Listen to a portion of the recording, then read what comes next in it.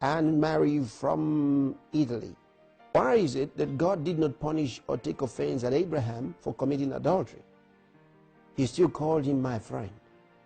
Also, David's adulterous act was only punished by the death of his son.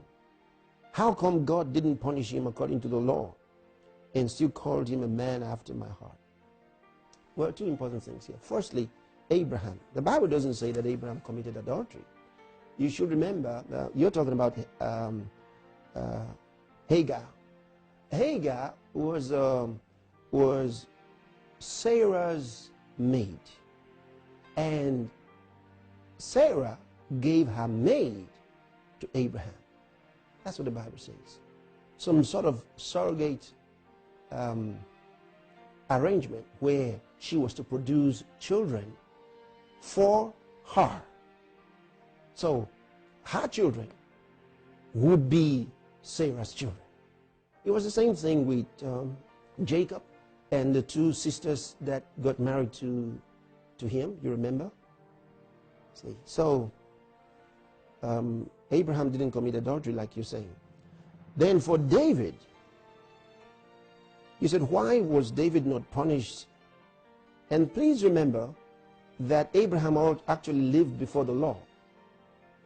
Okay, now for David, you said, why didn't God punish his adulterous act except by the death of his son? Why didn't he punish him according to the law? Now, the law stipulated that the man be caught. He said, if a man be caught with another man's wife, like David was with another man's wife, but the law said if a man be caught, and then he should be brought before the people and declared to have committed this act and then stoned to death. Secondly, if the woman be caught, same thing. Now, in this situation, none of them was caught. Don't forget, you're dealing with the law. None of them was caught.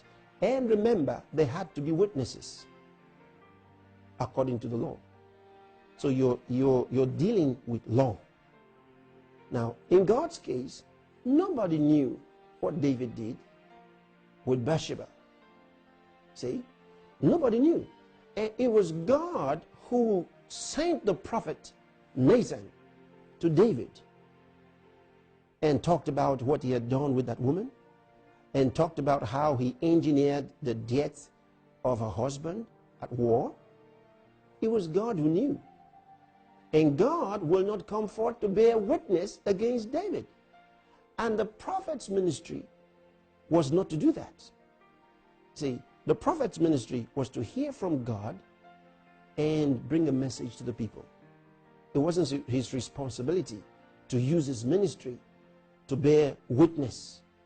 So no one accused David of it because nobody knew what David had done. So according to the law, there were no accusers. The law required that there should be accusers. See, so there were no accusers. And God saw this, and in his mercy, for David not to continue to function outside his will, he sent a prophet to him. And the prophet revealed his acts and also a punishment. So remember that when you say, why didn't God punish him according to the law? He was not accused according to the law.